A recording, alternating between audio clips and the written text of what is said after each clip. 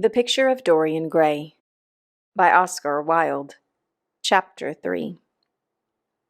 At 12:30 next day, Lord Henry Wotton strolled from Curzon Street over to the Albany to call on his uncle, Lord Fermer, a genial, if somewhat rough-mannered old bachelor, whom the outside world called selfish, because it derived no particular benefit from him, but who was considered generous by society as he fed the people who amused him. His father had been our ambassador at Madrid when Isabella was young, and prim unthought of, but had retired from the diplomatic service in a capricious moment of annoyance on not being offered the embassy at Paris, a post to which he considered that he was fully entitled by reason of his birth, his indolence, the good English of his dispatches, and his inordinate passion for pleasure. The son, who had been his father's secretary, had resigned along with his chief, somewhat foolishly, as was thought at the time, and on succeeding some months later to the title, had set himself to the serious study of the great aristocratic art of doing absolutely nothing. He had 2 large town-houses, but preferred to live in chambers as it was less trouble, and took most of his meals at his club. He paid some attention to the management of his collieries in the Midland counties, excusing himself for this taint of industry on the ground that the one advantage of having coal was that it enabled a gentleman to afford the decency of burning wood on his own hearth. In politics he was a Tory, except when the Tories were in office, during which period he roundly abused them for being a pack of radicals. He was a hero to his valet, who bullied him, and a terror to most of his relations, whom he bullied in turn. Only England could have produced him, and he always said that the country was going to the dogs. His principles were out of date, but there was a good deal to be said for his prejudices. When Lord Henry entered the room, he found his uncle sitting in a rough shooting-coat, smoking a cheroot and grumbling over the Times. "Well, Harry," said the old gentleman, "what brings you out so early? I thought you dandies never got up till 2, and were not visible till 5. "Pure family affection, I assure you, Uncle George. I want to get something out of you." "Money, I suppose," said Lord Fermer, making a wry face. "Well, sit down and tell me all about it. Young people nowadays imagine that money is everything." "Yes," murmured Lord Henry, settling his buttonhole in his coat, "and when they grow older they know it. But I don't want money. It is only people who pay their bills who want that, Uncle George, and I never pay mine. Credit is the capital of a younger son, and one lives charmingly upon it. Besides, I always deal with Dartmoor's tradesmen, and consequently they never bother me. What I want is information. Not useful information, of course, useless information." "Well, I can tell you anything that is in an English blue book, Harry, although those fellows nowadays write a lot of nonsense. When I was in the diplomatic, things were much better, but I hear they let them in now by examination. What can you expect? Examinations, sir, are pure humbug from beginning to end. If a man is a gentleman, he knows quite enough, and if he is not a gentleman, whatever he knows is bad for him." "Mr. Dorian Gray does not belong to the blue books, Uncle George," said Lord Henry languidly. "Mr. Dorian Gray? Who is he?" asked Lord Fermer, knitting his bushy white eyebrows. "That is what I have come to learn, Uncle George. Or rather, I know who he is. He is the last Lord Kelso's grandson. His mother was a Devereux, Lady Margaret Devereux. I want you to tell me about his mother. What was she like? Whom did she marry? You have known nearly everybody in your time, so you might have known her. I am very much interested in Mr. Gray at present. I have only just met him." "Kelso's grandson," echoed the old gentleman. "Kelso's grandson, of course. I knew his mother intimately. I believe I was at her christening. She was an extraordinarily beautiful girl. Margaret Devereux, and made all the men frantic by running away with a penniless young fellow. A mere nobody, sir. A subaltern in a foot regiment, or some of that kind. Certainly. I remember the whole thing as if it had happened yesterday. The poor chap was killed in a duel at Spa a few months after the marriage. There was an ugly story about it. They said Kelso got some rascally adventurer, some Belgian brute, to insult his son-in-law in public. Paid him, sir, to do it. Paid him. And that the fellow spitted this man as if he had been a pigeon. The thing was hushed up, but egad, Kelso ate his chop alone at the club for some time afterwards. He brought his daughter back with him, I was told, and she never spoke to him again. Oh, yes, it was a bad business. The girl died, too. Died within a year. So she left a son, did she? I had forgotten that. What sort of boy is he? If he is like his mother, he must be a good-looking chap. He is very good-looking, assented Lord Henry.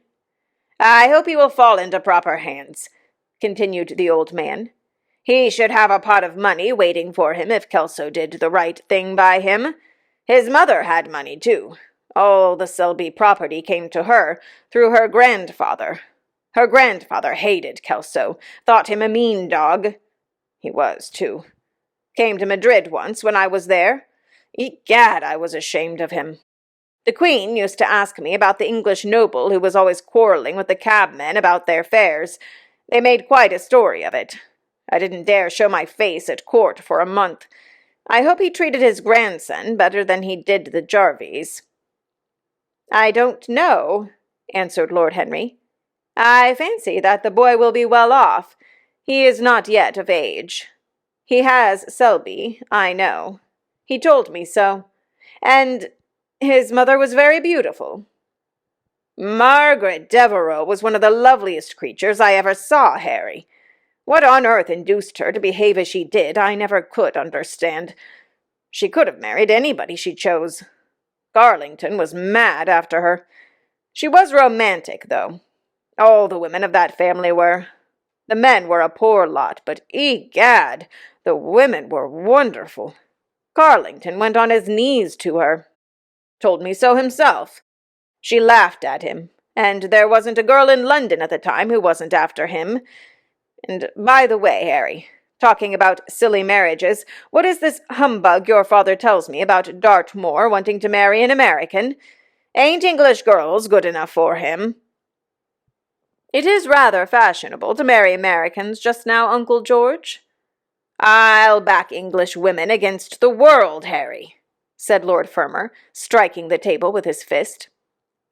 The betting is on the Americans.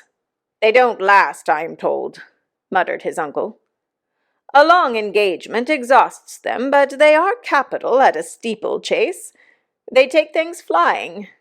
I don't think Dartmoor has a chance. Who are her people? Grumbled the old gentleman. Has she got any?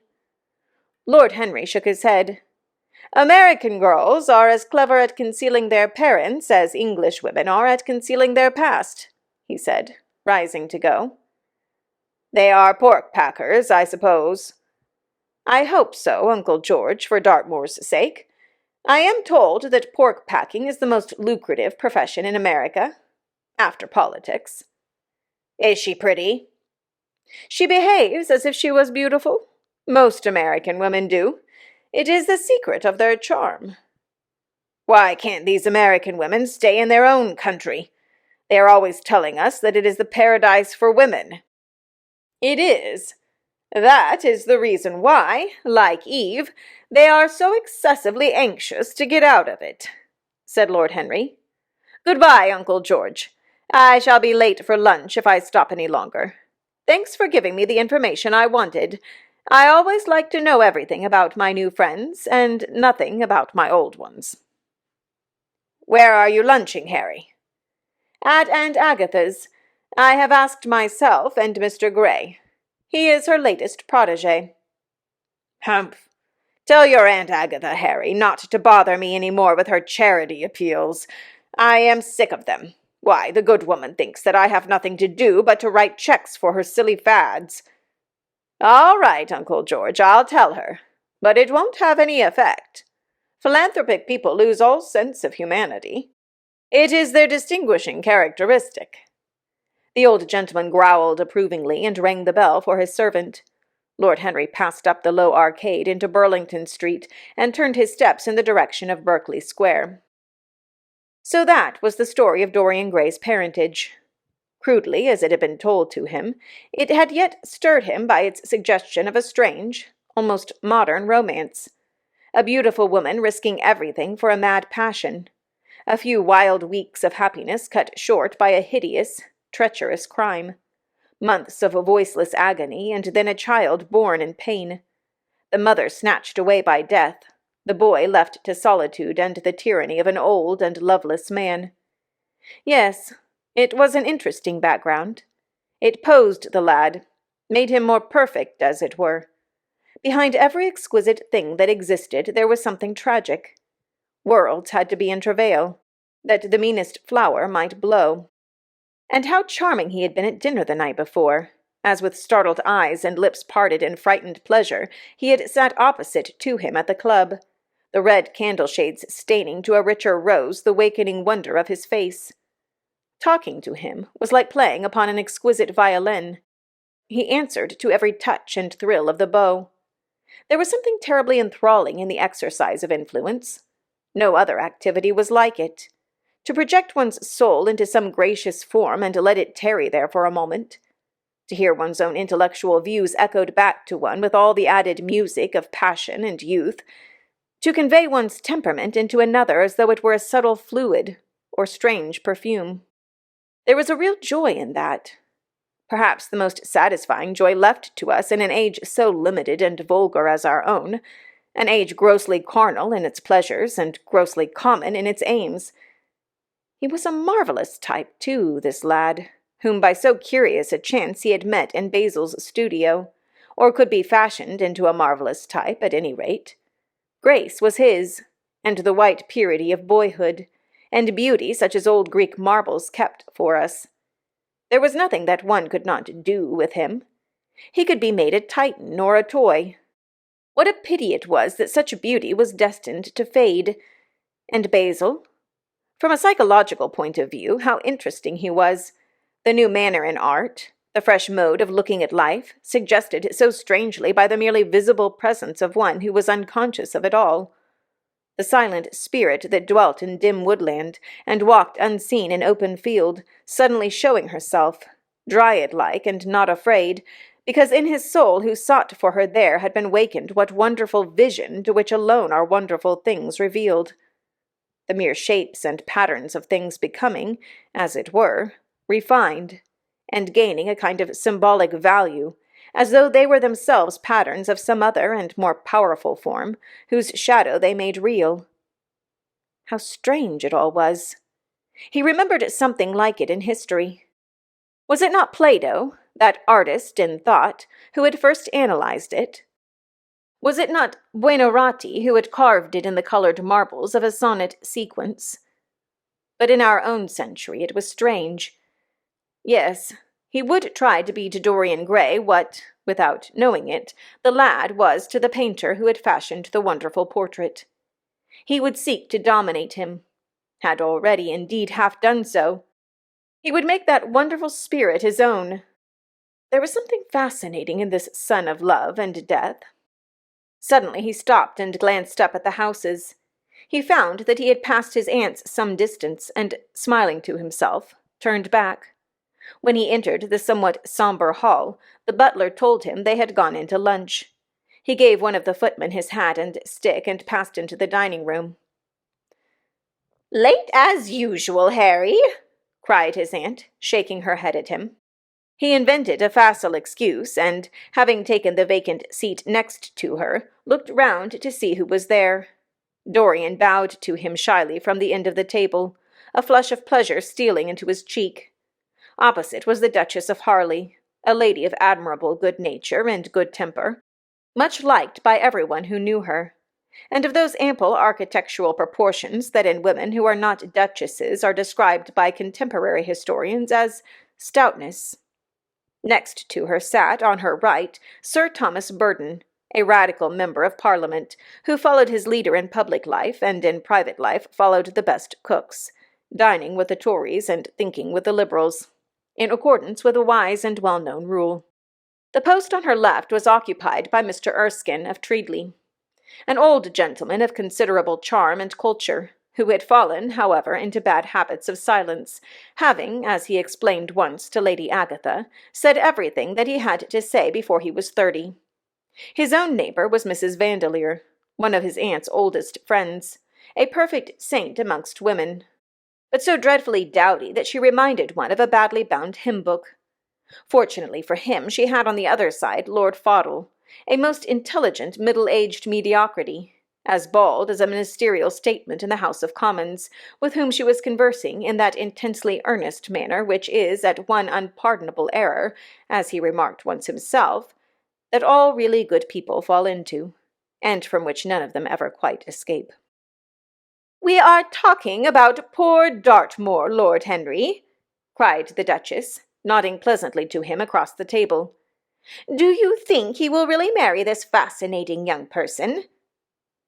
"I believe she has made up her mind to propose to him, Duchess." "How dreadful!" exclaimed Lady Agatha. "Really, someone should interfere."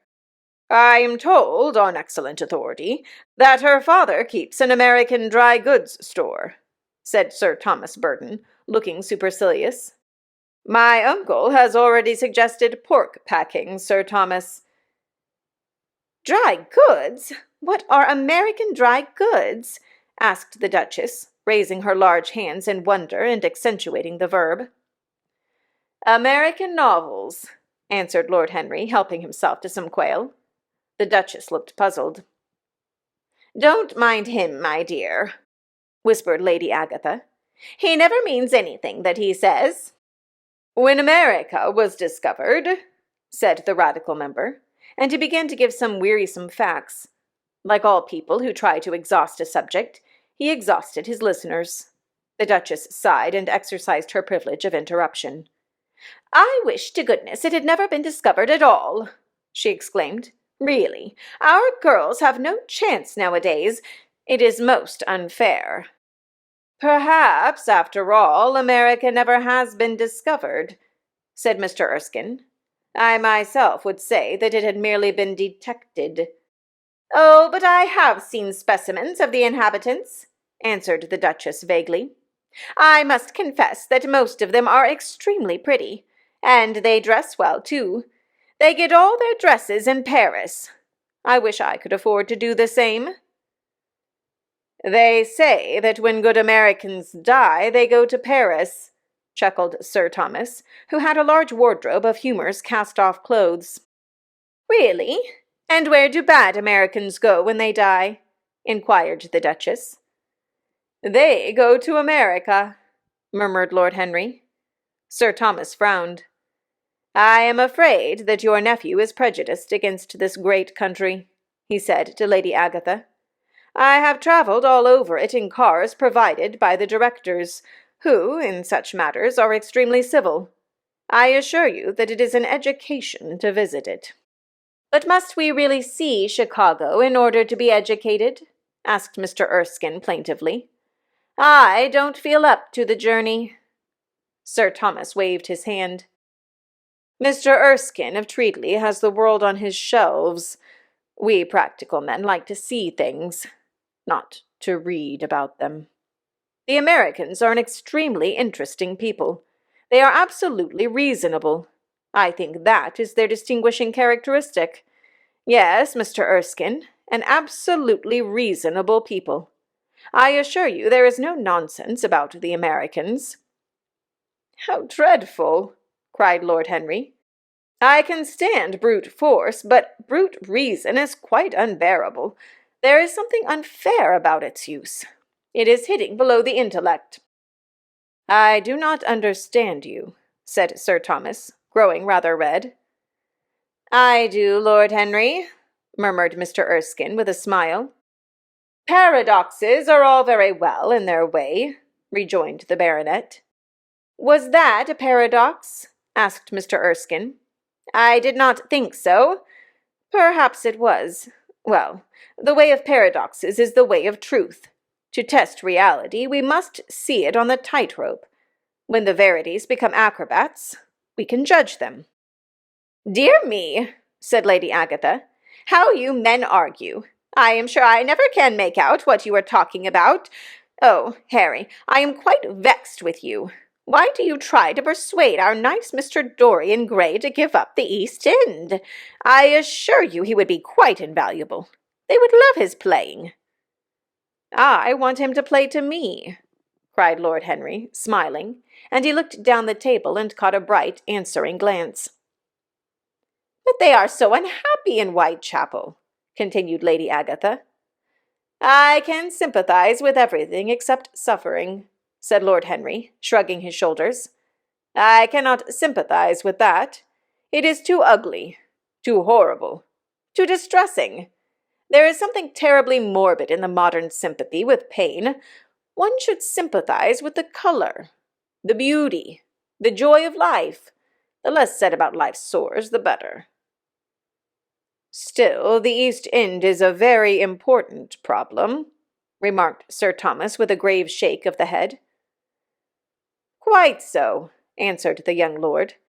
"It is the problem of slavery, and we try to solve it by amusing the slaves." The politician looked at him keenly. "What change do you propose, then?" he asked. Lord Henry laughed. "I don't desire to change anything in England, except the weather," he answered.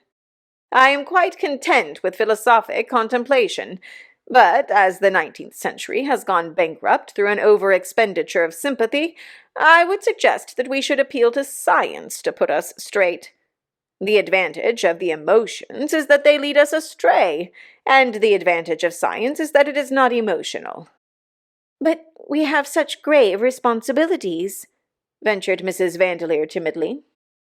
"Terribly grave," echoed Aunt Agatha. Lord Henry looked over at Mr. Erskine. "Humanity takes itself too seriously. It is the world's original sin. If the caveman had known how to laugh, history would have been different." "You really are very comforting," warbled the Duchess. "I have always felt rather guilty when I came to see your dear aunt, for I take no interest at all in the East End. For the future, I shall be able to look her in the face without a blush." "A blush is very becoming, Duchess," remarked Lord Henry. "Only when one is young," she answered. "When an old woman like myself blushes, it is a very bad sign. Ah, Lord Henry, I wish you would tell me how to become young again." He thought for a moment. "Can you remember any great error that you committed in your early days, Duchess?" he asked, looking at her across the table. "A great many, I fear," she cried. "Then commit them over again," he said gravely. "To get back one's youth, one has merely to repeat one's follies."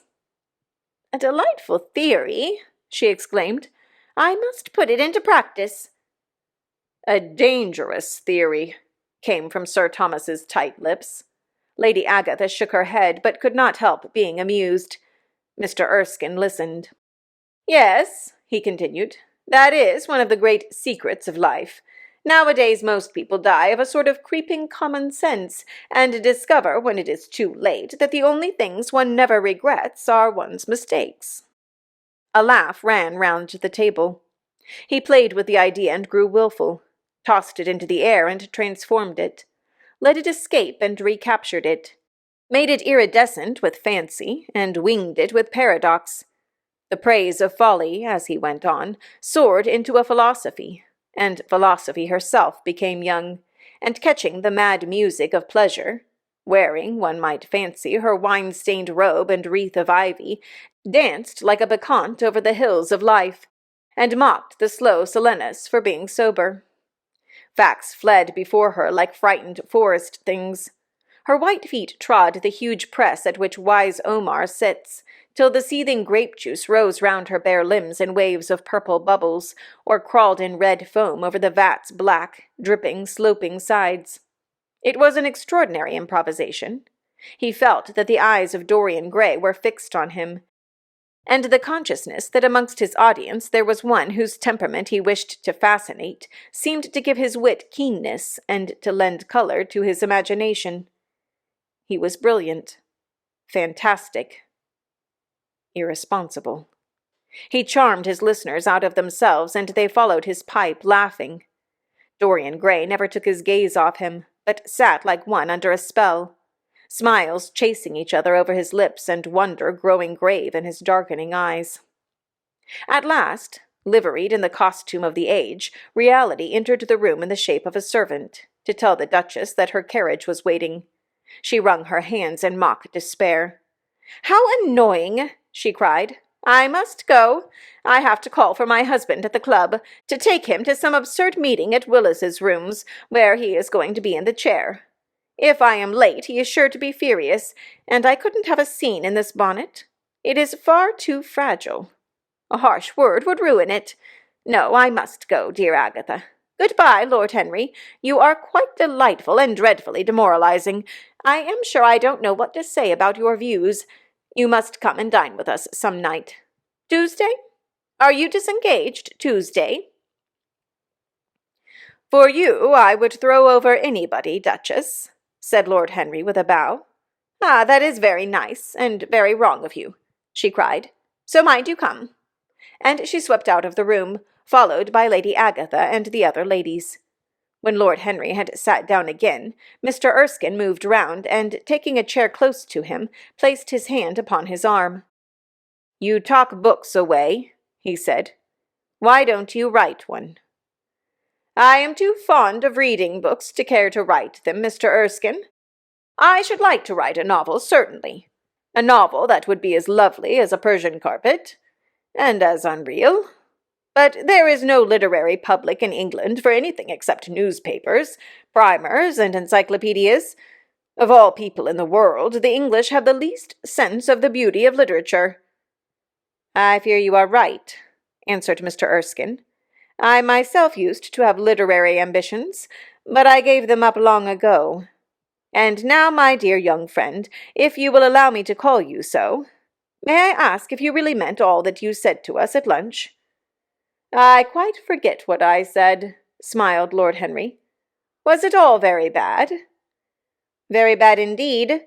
In fact, I consider you extremely dangerous, and if anything happens to our good Duchess, we shall all look on you as being primarily responsible. But I should like to talk to you about life. The generation into which I was born was tedious. Some day, when you are tired of London, come down to Treatley and expound to me your philosophy of pleasure over some admirable Burgundy I am fortunate enough to possess." "I shall be charmed. A visit to Treatley would be a great privilege. It has a perfect host, and a perfect library." "You will complete it," answered the old gentleman with a courteous bow. "And now I must bid good-bye to your excellent aunt. I am due at the Athenaeum. It is the hour when we sleep there. All of you, Mr. Erskine. 40 of us and 40 armchairs. We are practicing for an English Academy of Letters." Lord Henry laughed and rose. "I am going to the park," he cried. As he was passing out of the door, Dorian Gray touched him on the arm. "Let me come with you," he murmured. "But I thought you had promised Basil Hallward to go and see him," answered Lord Henry. "I would sooner come with you. Yes, I feel I must come with you. Do let me. And you will promise to talk to me all the time. No one talks so wonderfully as you do." "Ah, I have talked quite enough for today," said Lord Henry, smiling. "All I want now is to look at life. You may come and look at it with me if you care to.